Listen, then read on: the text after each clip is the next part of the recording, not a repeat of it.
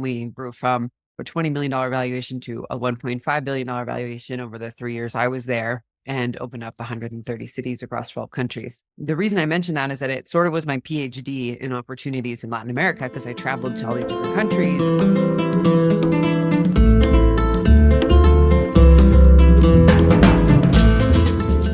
Hi, everyone, and welcome to La Frontera, a podcast dedicated to exploring the dynamic startup and venture capital ecosystem in Latin America and the innovators behind it all.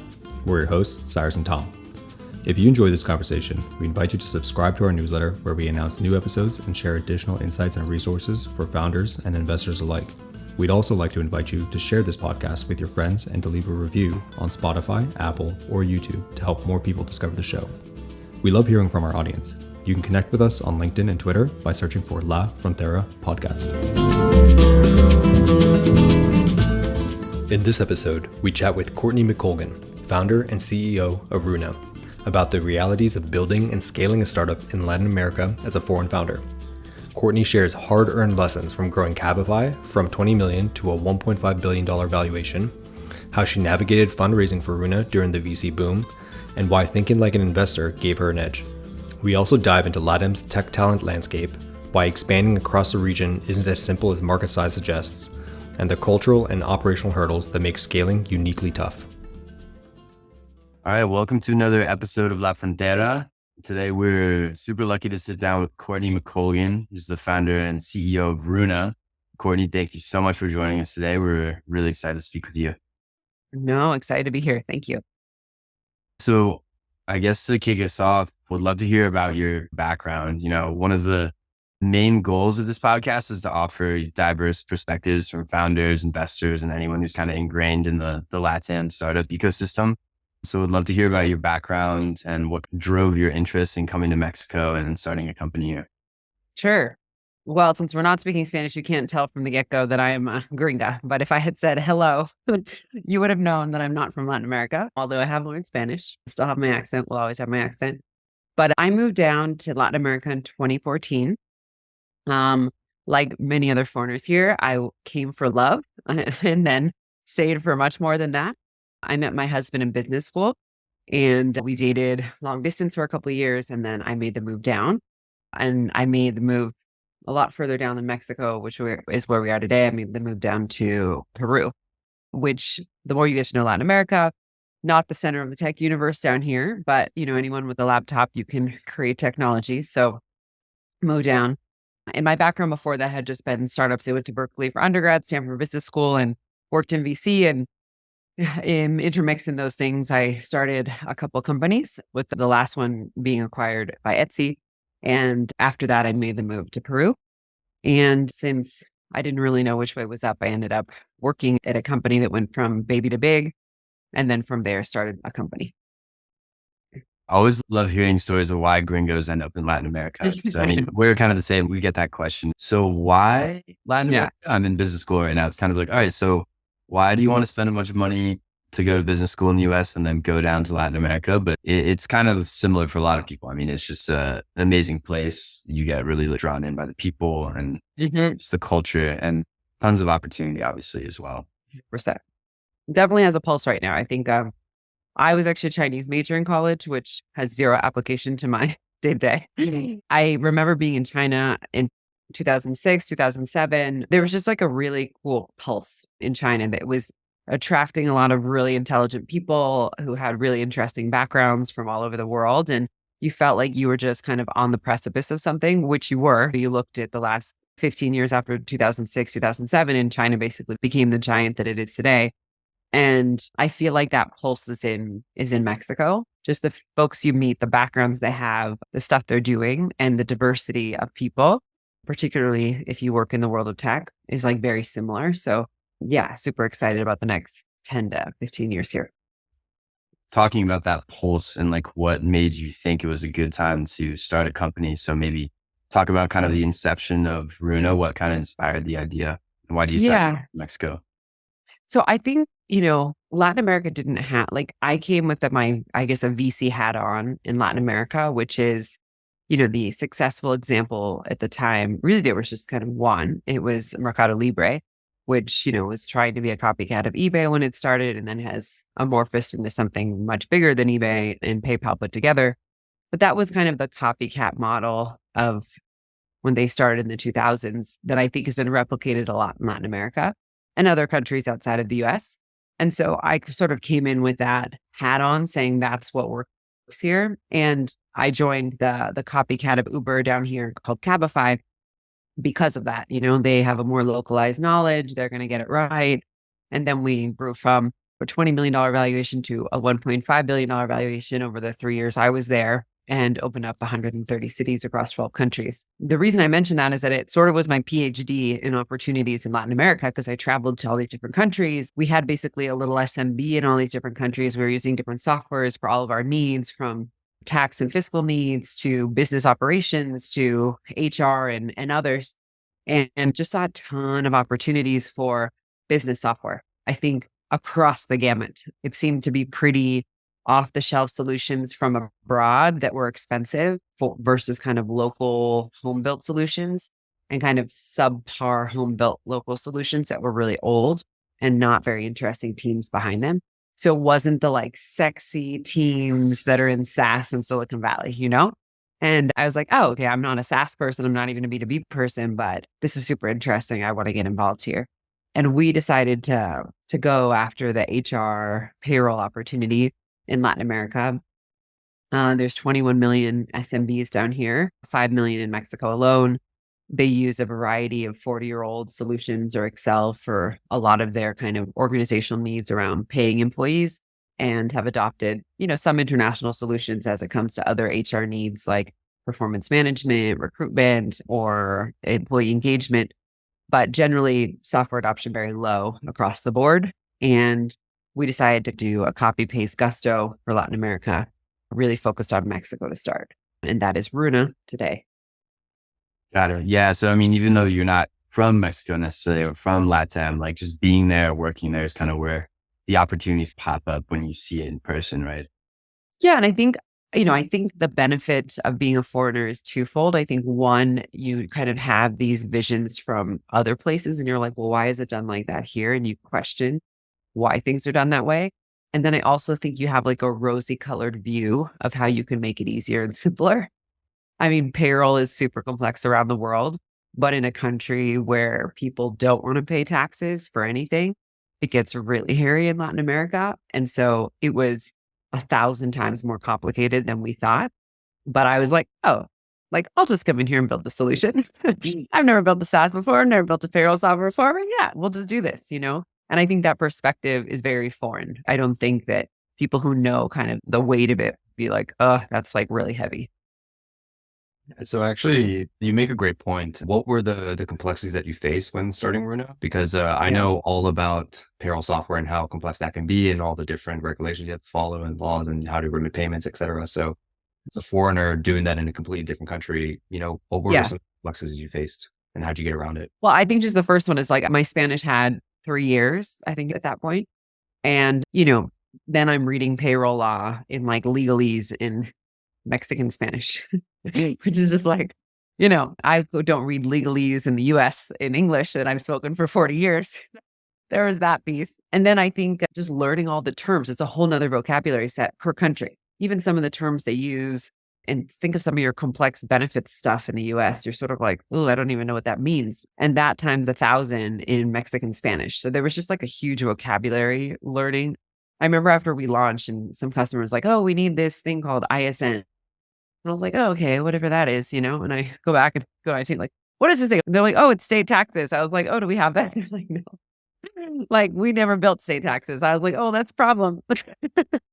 Like just totally language barriers and industry barriers, right? I think that I didn't have. And then just there's the local kind of way of doing things where, it is not, the US is very clear in how it writes the law and very clear in enforcing the law, which is why people pay taxes and pay labor taxes and ever do everything by the book. You don't, you get fined. It's a pretty fast process. But, how do I calculate this thing? A plus B equals C. And I think in Mexico, that A plus B equals C is not like a clear formula. So you can like adjust it a little bit. And every single person in Mexico adjusts that formula. and there are like 1,000 formulas. So essentially, when we had hard coded A plus B equals C for those 1,000 things, we had to like go and rip that out and stick in a rules engine so that everyone could put in their own freaking formulas. So that is like one small, that's just the calculations. There's a bunch of other pieces, building integrations with softwares that don't have APIs because they're old and are never going to innovate to do declarations, being the first software to ever allow payroll software to ever allow you to pay within the software. Just things that people are like, oh, that's possible. And you're like, of course it has to be possible. But I think part of that was also just pushing the window of knowing how you do it in the US and knowing that all these things are possible. You just have to it's like, how long is it going to take me to build? And do people want it? And even just asking those questions, right? Like, I think no one ever asked me to do payments in the software, but it's their favorite feature. No one ever asked me to automate social security filings, but now it's their second favorite feature, And then more stuff we automate, they're going to be like, oh, how could I have lived without that? Because the other ones don't do that because they're sort of just do the basic calculations, which are in themselves super complex. Yeah. Right? That's us. And then I think also just like operationally as a business, understanding labor and benefits in these countries, understanding how to set time schedules, like can you get things like flex vacations, or are people going to take advantage of that? There's a lot of mistrust between employee and employer in Latin America. I think because people try and cut corners on paying taxes and paying the things that they're supposed to. And I think that creates a very tenuous relationship between an employer and an employee. And so it's just not kind of the happy-go-lucky, we're all in the same boat doing this together vibe that you would get in the States. There's like just inside the company starts out with a lot of distrust. And so we sort of had to approach that with a lot of transparency and explanations and things to try and change that. No, I definitely understand that. One of the previous companies I worked at, we worked with a lot of immigrants. A lot of them happened to be immigrants from Latin America. And we were in the fintech space. And so one of the big things is a lot of them just distrust banks, folks that hold their money. A lot of it was just education and building trust with our users first so that they would sign up, save their money in our accounts, et cetera. I do actually have another follow-up question on kind of what you were talking about, where just trying to navigate the whole complex system in Latin America as you were starting the business. And I think something that's just tough for a lot of founders is like, how do you get started from the very beginning? And that's also even tougher in Latin America. So how did you first get started? Like, what were the first steps you took when you decided to build Runa, and who did you reach out to? I was definitely like Paul Graham mindset, like get something out there. Yeah. I think when you don't know what you're building, that's probably a good approach. I would do it completely differently now. But because the decisions we made on how we built our system screwed us long term, and that we had to rebuild everything, I think it was super useful to like put a product in people's hands. So we very much first focused on like studying all the US systems, wireframing out something new. And then before we built anything, like going with our kind of mock-ups that looked like they were a website and it was a real product, and trying to sell it to people before we had ever built it. Because I was like, look, why in like all these countries is there no modern payroll software? Like, am I dumb for doing this? Like maybe people don't want it. Maybe they're going to be scared. I don't know. So I think I wanted to go try and sell it before we built it, just trying to disprove my theory, right? And a lot of people wanted it and they're interested in it. They signed like, purchase orders, if you will. So after we got like 50 of those, we're like, okay, we should definitely build this. And I raised a very small little round. It's actually my most expensive check was by an investor in Peru that was in private equity and just starting to get involved in VC stuff, which was really just emerging there. And he wrote me $150,000 check. And with that, we went and built basically the first version of Runa. In 8 months later, we had the product, and I went to the Valley to go raise a round, and no one was taking meetings. I think I got the inside answer because I worked in VC, and a lot of my classmates were at the funds from undergrad or from graduate school. And they're like, hey, Courtney, we're not going to invest in this. Like, you're awesome, but like, we've never written a check in Latin America, and these guys aren't even going to take a minute to take it, look at it. So I got that from a lot, like everyone, all the funds, top 10, 15, 20 seed funds you would go to, and well-known VCs. And I think from there, I did get some term sheets from what I would say B and C level funds. So I basically turned down all the term sheets and did Y Combinator. We did Y Combinator because Rappi came out of Y Combinator, and while Rappi hasn't exited yet, and we don't really have like a proof point as that being like a success story, they have raised billions of dollars. to go after an important space here of kind of delivery of everything. And I use it 3 times a day. So it's definitely like a great product. And the only reason they were able to raise that money is because they did Y Combinator. So for me, I was like, I know that these guys will help put a stamp on the company, sort of like when you go to an Ivy League, it's like, okay, they're good. And then it'll just be easier for us to raise money. And so we did Y Combinator, and we ended up having a super successful launch and being top of our batch. And so we raised a ridiculously large amount of money. It was also, 2018, which I'd say is before the burst of the bubble, but people were already still talking about it being like really good markets. So that was also, we had that kind of at our tailwinds as well. Yeah, there's something to say about social proof, and Y Combinator is one of those stamps of approval that once you get that, it's really easy to raise money, or it's easier than it would be without that stamp of approval.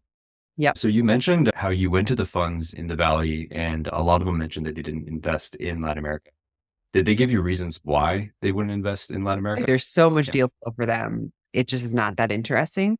And I'd say things started to change like around 2019 when Rappi raised a really big round and Nubank came on the scene. I think those of us that were down here and who knew Nubank from the beginning knew it was kind of this amazing company. But that's when they were showing that they were going to be like a $50 billion company in 10 years. And not a lot of Valley companies have done that. And I think that really made people see like, okay, the only other venture-backed business that is interesting size-wise is Mercado Libre. And then that took them 20 plus years, 25 years to get there. And Nubank did it in 10. Like, there's something interesting going on in Latin America, particularly Brazil, which has always been sort of like, I would say, where people are more interested. But then, Nubank, their plan was to expand to other countries as well. So it just, that combination of factors, Y Combinator started to let in more Latin companies as well. There was a lot of perfect storm of things there. And I think also, in 2020, I think it also helped that like Mexico was super open during COVID. So a lot more people came here, especially a lot of tech entrepreneurs, and just this kind of mixing of things that just made things like really start to open in 2019 and 2020 for non-Brazil LatAm tech. Yeah. Very cool. Reflecting on just the bubble, because the bubble burst like in 2022. Whenever you're super flushed with cash, you just start accepting more and more fringe stuff. So like the best years of VC in Latin America were obviously 2020, 21, 22, and then it like fell off a cliff in 2023, right? Because now everyone's rescinding and going back to their core, which is probably not LatAm. But still, I think the ecosystem has been left in a much more positive light than it was when we went out to raise our seed round in 2018, where people weren't even taking meetings, right? Right. Yeah. And it's interesting. I mean, I think during the bubble, I think people were just kind of interested in whatever. And LatAm kind of seemed like one of those spots where you can throw money in and see what happens. And now that a lot of funds have rescinded, do you see over the next 5-10 years a resurgence of funds and international investors that are interested? Sure. What is it going to take for LatAm, for the ecosystem to get to the next level of maturity? Is it exits? Is it Rappi exiting? Yeah, I think exits are definitely missing. But I think here you have a lot of overvalued companies, just like you have everywhere in the tech space, which need to be worked out, right? But I think exits long term are kind of always the thing, acquisitions as well. But I think there's companies that are sizable that will have some of those. I don't think all of them will be like the hit it out of the ballpark number, but they'll be positive. If you look at the previous, Kavak is one of them. It was valued at some point at 40 billion. I don't think it's worth 40 billion, but is it worth a couple billion? Probably. Is that going to be a good IPO? Rappi is another one. They've raised a lot of billions, but they're also very large. So I think some of those over the next, few years, and there's a couple more we could talk about, like everyone's really focused on cost effectiveness, not necessarily a profitable company from day one, but super focused on unit economics and things making sense versus what they were before. And if there's one thing that Latin America offers, it's like you can do a lot with really, really little, just because of where the valuations will be and because of what they will have achieved with very little. I think that will remain attractive to people versus a place like San Francisco where it's just hard to do that. Negatively, I think that AI is not a thing here still. I think it's just not like it is in the Valley. And I think that's just because we're always kind of a little later here on that stuff. I think it'll all trickle down. And you definitely see people doing stuff, but it's not, as present. I still think even without that, there's just a lot of tech to be consumed here still. On the basic level, there's a million SaaS solutions that are missing. There's a bunch of e-commerce solutions that are missing. Healthcare is huge opportunity. Education is such a big opportunity. And you have those because you have huge gaps in country infrastructure across countries. So where you need to come up with some super niche play in the States to be able to I'm building just in my vertical, I'm building a payroll software for coffee shops that are X size in high populated cities, right? Which is what you kind of need to be in the States to get stuff done. You're still missing cheap, really good payroll software. You're still missing cheap, really good fill in the blank for whatever business vertical you want, And so I think those opportunities are ultimately and market sizes are what drives, and good teams are what drive people to invest. And I do think you have that, particularly because now tech has been around for a while. We talk about the waves of people, Linea was a big player in 2012, 2015, 2016. Rappi Mafia, Cabify was another group, and Nubank is another one now. And there's just more and more people who have only worked in tech, right? And there's no other generations that have that are kind of, in the age to be able to be raising money right now. So I think that combined with the other pieces just will make it, you'll continue to get more and more capital. And honestly, if you look at even capital invested in the last year, 2023, and if you look at the previous quarters of 2024, it's still more than what was invested in 2018. So we netted out up. We went super high, came back down, but we still netted out up from 2018, right? So people are still interested. And because we let in the whole world during that top of the bubble, probably half or more left, but that was still more than what was here before. Yeah. We have noticed that trend where overall there's still more capital in Latin America than before. Although I've seen a couple funds right now, because of the lack of exits, start to pull out and invest more in Hispanic founders that are based in the United States versus, LatAm specifically.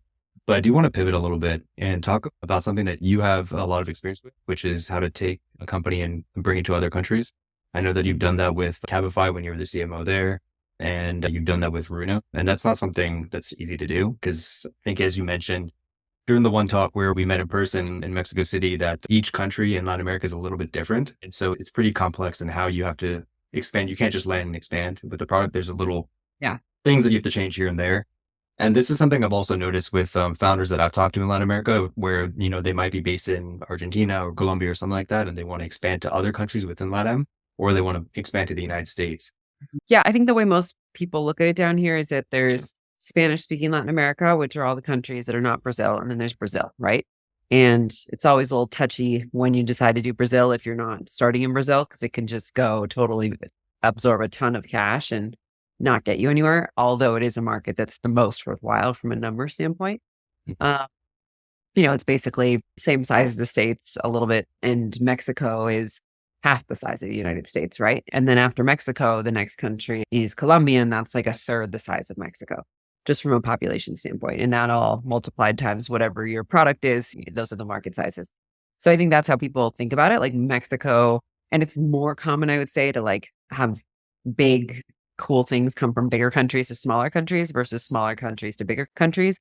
Although you do see a lot more startups. I think it's very understood now that if you are from one of the smaller countries, Ecuador, Peru, Chile, that you can start your company there and test it out and prove it out, but then you need to go to Mexico as soon as possible. Which I would say when I started Runa in 2018 was not the thinking. People are like, why are you going to Mexico to launch? And I'm like, because Peru's market size is tiny. I need 50% market share to build $1 billion company, and no one's going to put money into that. Mexico, I need 2%. So I think that kind of understanding is very accepted here now. And so founders think about it from the beginning. And it really makes a difference on how you build your product, right? If you're going multi-country from the beginning, and I'm not talking about the e-commerce website where they land. I mean, the product, can you do calculations for payroll across countries? Can you build social security module integrations across countries? How you architect the thing makes a difference. And it can take more time too. And then I'd say, one thing I learned a lot with Cabify is the whole marketing and sales piece is very different as well. I remember we had a centralized call center in Colombia for customer support, and we had to break it out per country, because when you're really pissed off about something and you call and you're in Mexico and you're Mexican and you get someone with a Colombian accent answering you after you've been on hold, you're just even more pissed off. It's just like, you're not even here, like, how can you help me? Whether or not it makes, sense or not, it's how the people feel, right? So we had to localize customer service. And then all of a sudden, Cabify had better customer service than Uber because we were there, right? Even though maybe our time to respond would have been the same. The other thing I would say we did, and that I noticed in Cabify too, that Uber didn't do well, was like we localized wording per country. So, like take a taxi with us, or, taxis at whatever price. The word for taxi in every single country is different. And obviously everyone understands the word taxi, but they'll be like, oh, that's the Spanish way of saying taxi, or that's the Mexican way of saying taxi when you're in Colombia. And you're like, kind of a turn off to me clicking on, right?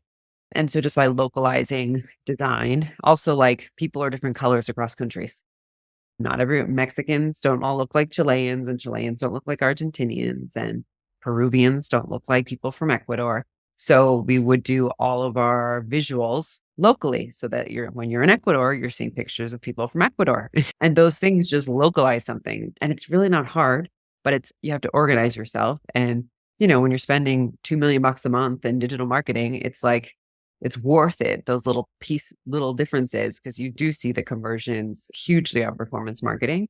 And then just brand wise, localizing it, So I think all that stuff I didn't think about. SEO is obviously equally, challenging. The word for taxi is not the same per country. And then if your backlinks are from articles in Spain versus articles in Colombia, you're not moving up the charts in Colombia. So I think all that stuff is just more complex because every country has their own way of speaking with little nuances, but the locals in 2 seconds know that where it's from, a Texas accent versus a California accent versus a Boston accent, they're not from there. Maybe it's not as much of a visceral reaction, but they are nation states here. It's like Peruvians are very proud Peruvians. They don't want to be Chileans. Chileans don't want to be Peruvians, Mexicans want to be Mexicans. So it's a little different, It's kind of like how Virginians don't like people from Maryland, but it's odd. We'll leave that one. Not going to touch that one. So I was in Mexico this summer with Connecta, and they're focused on the Mexican market, right? And so they are very careful to hire all their salespeople and marketing people from Mexico because they know how to sell in Mexico, right? And they are here, right? So they can actually meet with people and everything.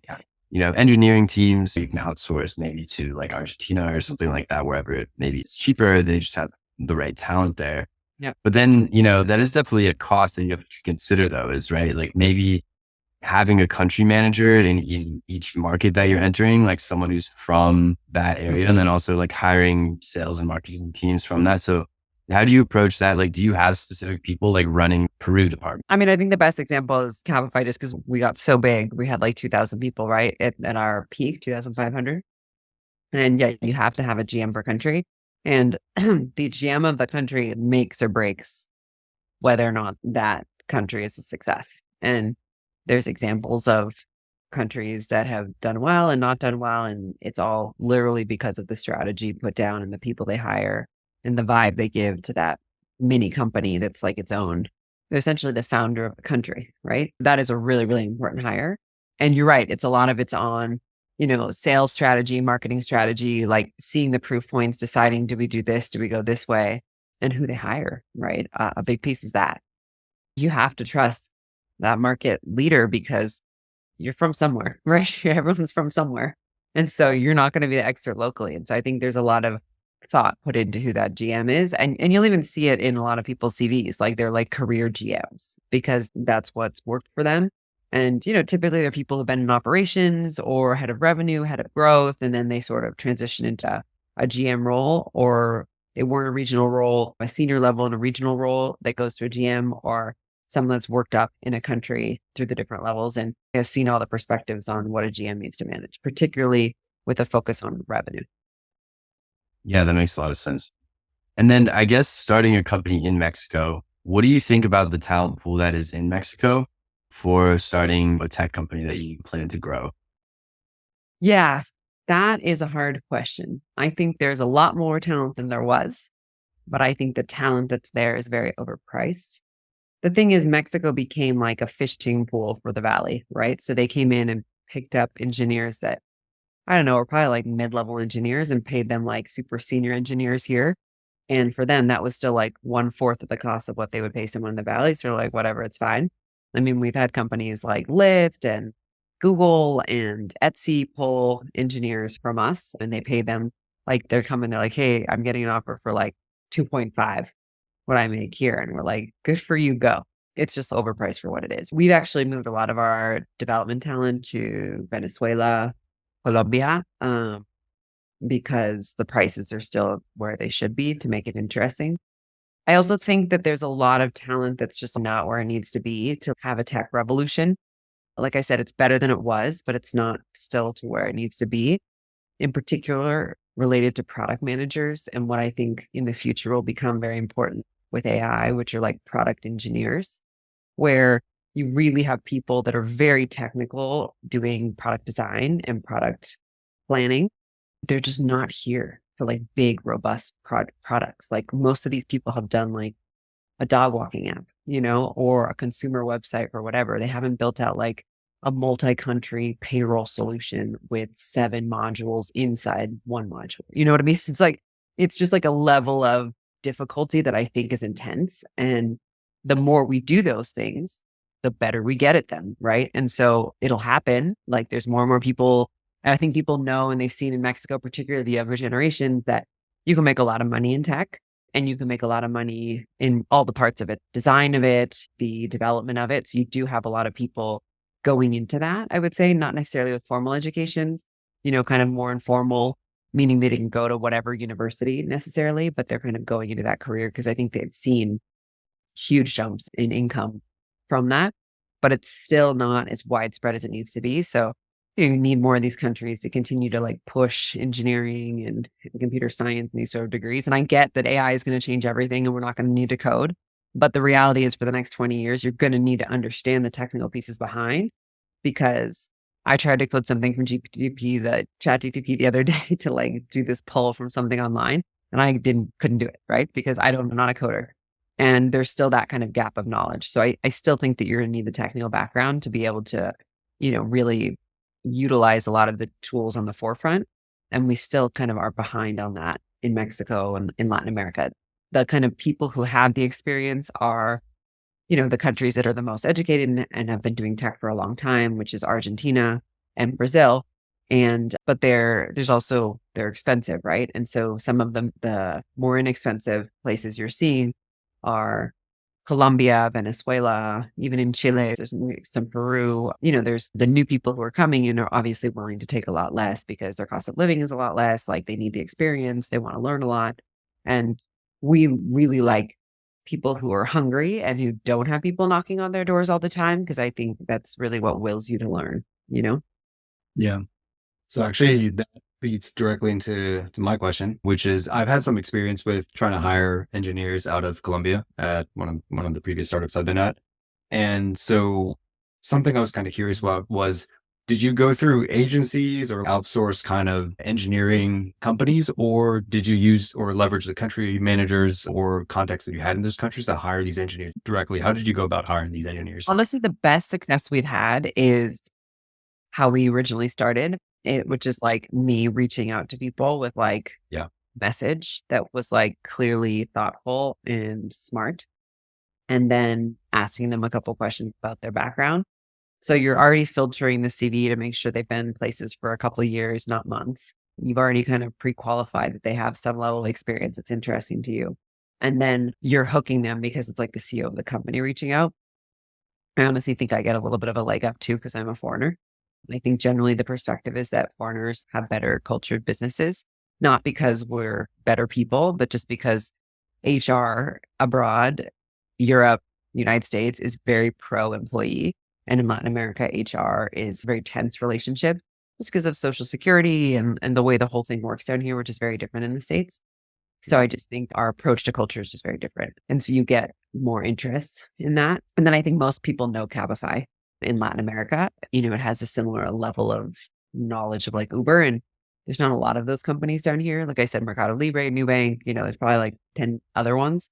So what we ultimately did was we basically replicated that, but with someone else using my LinkedIn profile and writing messages in the same way I would to kind of get volume. Applicants and saying, hey, I'm going to send an email to this person who's like the recruiter I'm working with, and she'll schedule some time for us. Yeah. But I think if you could as earlier as you can, kind of sell them on that this is really cool, which is usually speaking to someone high level that's interesting. And even if it's like 15-minute call, then they'll like have the energy to get through the rest of the process. Or saying, hey, if you do this test, then we'll set up the meeting with Courtney, So kind of like the carrot and the stick approach. I'd say that worked really well. Agencies were like fine for, I would say, low level positions that were not highly paid. But I think engineering was difficult. There was every now and then an agency would come across that like did a really good job of pulling tech talent. But generally it was more like we took someone, trained them on our kind of approach, and it worked really well. Yeah. And would love to go back a little bit to fundraising, because I think it's an interesting piece, especially when you guys started. Just talking about a little bit more about the journey, the process, like for you in general. And then I guess like, what do you prioritize in terms of investors? What are the types of things that you look for in them? Yeah. So I think the wonderful thing is that like, you're still in a time in Latin America where like access to capital is not a clear path. And so if you do have access to capital, I think you have like a leg up on everyone. And having been in the Valley, and everyone who's a part of fundraising knows it's like, they go to your LinkedIn profile. Okay, we have 375 people in common. Like, you're probably not going to run away with my money is like step number one for Latin America. And I get a lot of calls from a lot of VCs being like, hey, are these people legit? Is this real? I'm like, it's real. They're not going to run away with their money. So it sounds like a basic question, but it has happened here. And yeah, there's basically not a lot of repercussions. And I think, value differences. That's why people invest a lot on logos, right? Like if they're like, oh, she went to Stanford, like she's probably not going to like ruin her reputation in the Stanford network. If they're part of YC, like they don't want to ruin themselves in the YC community because that'll burn them for any future fundraisings later, right?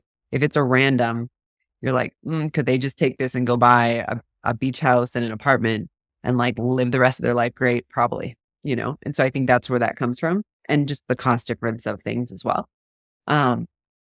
So for us, like, I think that was very helpful for me that I could go to the Valley and raise money because I had raised money from the Valley before and all my connections were there. But I don't think that's a replicable strategy for like your everyday entrepreneur in Latin America. I always tell them that. I'm like, I'm very different. I was like, if anything, I have a harder time convincing Mexican VCs or Latin American VCs to invest in me because they're like, well, why aren't you going to the States first? Right? Like, well, I've lived here for 10 years now. Like, we should be able to like do a little bit from each side. Right. But so I think, for me, it's always been go to the Valley, talk to some people, then loop in a VC from here. Whereas for them, I think it would be loop in a VC from here and use that VC to then help you introduce to the Valley funds, right? Which is nice because it allows you to sort of be more ballsy, I think, with the local funds and also get the right amount of money of what you're trying to do versus like, hey, we're going to raise like $150,000 round. We're going to raise a $200,000. You're going to be like, we're going to raise $3 million. This is how it's going to be structured. These people from the Valley are going to put in this amount. This is what we're leaving open for LatAm investors. It just comes across, it allows you to do more. I think a lot of companies might have a good chance at things, but they just raise capital in such a terrible way that they're always kind of caught with their pants down. It's unfortunate, but it is what the ecosystem still like, the ecosystem sort of does it to you. So my story, while it was not as replicable for kind of a local Latin, like we basically raised like that $150,000 check in Peru. That was kind of a one-off. And honestly, if I had to do it over again, I would have gone to the Valley, but I was 6 months pregnant at the time. It just like worked. That's like, doesn't get me to like having the baby and then I can go raise money when I'm not with a huge stomach. So you were starting your company and raising while pregnant? Yes. That's why I was like, okay, I don't really want to go like, it's my first baby. So I was like, this is just disguising the image check. I can get to the MVP with that. And then with the MVP, like, the more you build, the more people believe, right? And the more it's risk. So I was like, I can de-risk and then go to the Valley when I'm baby's out and I don't have to talk about my stomach and in fundraise, And that's when we sort of did our seed. I wasn't happy with the term sheets I got. So we did Y Combinator. I took in a little bit of money. I took in $500K from people that I really liked because we got some really interesting angels that wanted to invest. LatAm, uniform founders and US payroll player founders that were interesting. So we took a small round before we entered YC. And then on demo day, we honestly raised like $6.5 million seed on like a $30 million valuation. It was like insanity with like $2,000 in MRR and 50 That's companies. incredible. It's bizarre. Yeah. But I think it was a perfect storm as well. Like Zenefits came out of there, Rippling came out of there, Gusto came out of there. All of our numbers were better than theirs from like the first the first 8 weeks. And there was like no competition in a humongous market. So it just like really just matched. And the pitch was just great. It was like, I think they still use it in YC. That was like, look, no one's doing this. We're the first one. It's clearly working. We can do this way cheaper and we can also do way more stuff because there's just so many needs in the market other than just payroll. So it sold well. And then like a year later, we raised an $18 million Series A with like everyone jumping the gun on term sheets and everything. And there were people who had heard about us because there was like a reverberation in the Valley on our seed round. And we had to just continue to grow at the same rate. It like kept going, but you're still in small numbers. Like we had 150 companies and we had 250K ARR. Like it wasn't anything that was what is required today, like $2 to $3 million ARR to get to your A. And then from there, we ended up doing like a second, still at like the peak of the Valley days. We got this acquisition offer for like $100 million and we're like, screw that. Let's just keep going. And then the whole bubble burst and everyone ended up with egg on their face. I think it was an interesting ride. I think where we are now is we're basically kind of rebuilding the product to be more. I think what we found out with Runa is that essentially my summary of it is that we were operating more inside of a niche than we were in the mass market. And we were operating within a premium niche inside that. Like there are 20 million SMBs here that do need HR and payroll solutions, but they're not going to pay what users pay for Runa. They need a lot more modules than just what we offer. They may not need all of them. They may just need one, but you really need an HR ERP to serve all those needs, very horizontal level, to be able to get the growth metrics you need to support a VC investment. Yeah. So basically doing that. We're building the next version while Runa's gotten to break even and is in a good point and will continue to grow. It'll never be massive the way it's built and priced today. Yeah. Well, congrats on break even. Yeah. Nice. Made it somewhat to the other side. It's not the chariot that will take us to the IPO, right? But I think what's great is that we learned a lot around that. So you go back to like, how do you build it? We learned that we really built the product really wrong to be able to scale it. Because, when you build something modularly, like it takes time. The architecture, we didn't even know we were architecting it wrong until we tried to like change it later. And we're like, oh, we're totally fucked from how we built this thing originally. And so all of that you take into like little things like login. How are we going to build login? Oh, we're like really starting with the basic building blocks. And it's like, no, but it makes a difference. If you're going to have millions of users using the product for free, you cannot use Okta. It's going to cost you a lot of money and the company's going to go bankrupt. You need to do kind of a hashy, like a scrappy email password version and then Okta for a paid user, like these things that we didn't even think about. I think obviously all of that knowledge came at a price, but we got it now. And there's still really like 4 or 5 companies doing things in HR in Latin America that I think have figured something out. There's a lot that have just flailed, The angels that you ended up talking to when you were raising and the VCs, what did the process look like between the two of them for you? So for example, with angels, typically they'll take maybe like 1 to 2 meetings and they'll be ready to invest.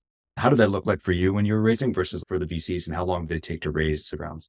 Yeah. I mean, probably the more comparative one is like before YC, because at YC, you just like shake somebody's hand and it's done.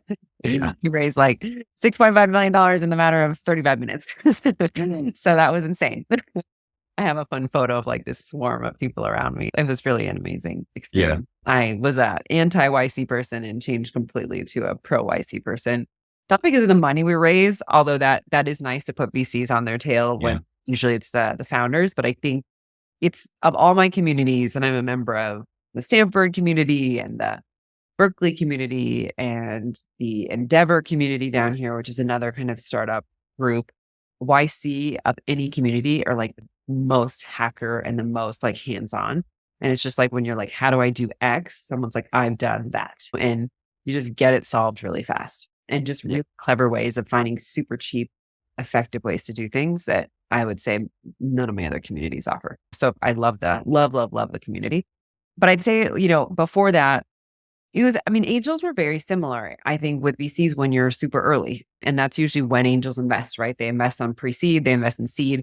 I think it's on you to go to the angels that make sense for you. Like, do your homework. We went to people who had invested in Gusto in the seed round or the pre-seed round. And we're like, hey, we're doing the same thing. We're awesome. We're in Y Combinator. We're going to be the best. Like, do it again in a new geography where Gusto's never going to go.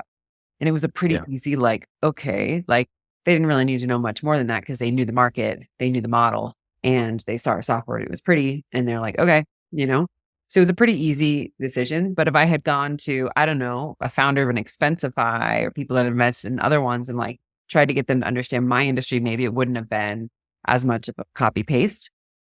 And then similarly, I think in Latin America, we went to angels that had run businesses in Latin America and knew how difficult kind of business operations software was. And I think that was really helpful. I would say VCs at the early level have a very similar level of questioning. Is the market big enough to support a company like this? Yes. Are these people a good bet? Probably. And then are they realistic about what they need to get where they need to go? I think a lot of early stage founders don't really think about that. And we had built out full-fledged financial model of hey, for me to be able to make 100 million a year or 200 million a year when current market comparables are trading 5 to 7x on revenue for market cap to revenue, I need to be making this amount of money. And that is this amount of companies paying an annual fee of this. And that is 1% of, 2 or 3% of Mexico and 1% of Latin America. Most people have not done that math for their business. I would say 99% of founders I talk to don't. And what it shows is that you think big, you want big. Right. That I wasn't interested in $10 million a year business, And honestly, what blew my socks off was when Paul Buchheit, who's the founder of Gmail and Y Combinator, he's pretty famous. He invested in our seed round. And he blew my socks off in Y Combinator because we had all this before we went to Y Combinator. Yeah. And he was like, yeah, but what's to be $100 billion company, what do you need? And I was like, oh my God, I've never thought of that. I gotta go home. And this is so intellectually stimulated. I'm gonna go home with my model and have a great night. But it's provocative, right? It's provocative to think that big. And I think one of the biggest things, even if you fall short, sell your company for 500 million, maybe a lot of people are happy anyway. And so not saying you have to get there, but just that you think that you can do that and you're conveying that level of confidence when it is literally a PowerPoint, I think says something about you. And I think it's actually something that a lot of Latin founders don't think about because it's not reality for them and they don't know anyone that's ever done that. But I think it's also particularly for Latin America founders who have not, we just talked about how many of those stories there are. There's none at 100 billion. At $1 billion, there's Mercado Libre and there's Nubank. And so I think it's something we need to push more because at the end of the day, VCs get involved for that. We all know this is a game for them. It's Russian roulette. They're trying to get a huge return on one in the fund, Exactly. Yeah. And I think that's something that I've also noticed as I've talked to a lot of folks. I think what VCs really like is when founders think like a VC and actually have done that exercise, which is, what are your actual costs that go into the product and, how long will it take you to get break even? What do you need to actually hit certain, revenue targets? And if they get to see that you've actually done that exercise and you've gone through that yourself, visualization, that also instills trust. And I also think thinking about the business you want to run, I think after being in Cabify and watching it go from, a $20 million valuation to a $1.5 billion valuation, and we became this big company across multiple countries. I think I saw that the bulk of our business was it was in taxi drivers. And that 45-minute experience you have in the car with that person. And these people were so difficult the rider was a very different person than the person driving the taxi. It's not like in the States where, I don't know, it could be a tech guy on the side, making some money, I think, or that's how he funds his startup. It's very different down here. They're come from completely different socioeconomic backgrounds and they probably never rub elbows. And trying to get that person who was a taxi driver to do things so that the driver would feel more at ease was impossible. from simple things like, hey, wake up early, come into the city and be here at 6:30 so that when people start ordering, you're ready. And they're like, I'm going to have breakfast with my wife. And then when I'm ready, I'll come into the city. And like, even if you do surge pricing and pay me double, I will still have this life. It will not change my life largely. So I'm not interested in that. So it was really difficult to motivate them to do things how we wanted them. And I literally swore when I was in that business, I will not have a company where the entire NPS of my customer depends on this group of people, because I can't motivate them. Like it's just it's an industry dynamic that just stinks, you know? And so what I really liked about a B2B payroll software is that my bread and butter were like salespeople and engineers. And I'm like, these are people who are educated. They're probably from similar groups to people who are buying my business. And like, they like to work. They're motivated by money or achievement or getting more. And like, I want to have hundreds and thousands of them in like a very large company, you know?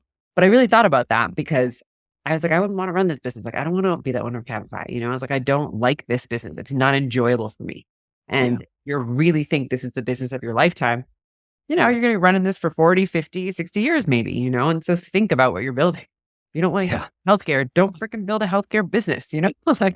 Or find a piece of healthcare that is like 100% tech. So I always encourage people to think about like business they're building in scale. And if like they want to sit next to those people and they want their business to rely on those people, and if they're okay with that, you know? Do something that you love, do something you're passionate about. On the inside and out, you know, like you, at the end of the day, you got to show up to work, you know? Like people working with, it's like, it's not gonna make me happy, even if I'm making a lot of money doing it.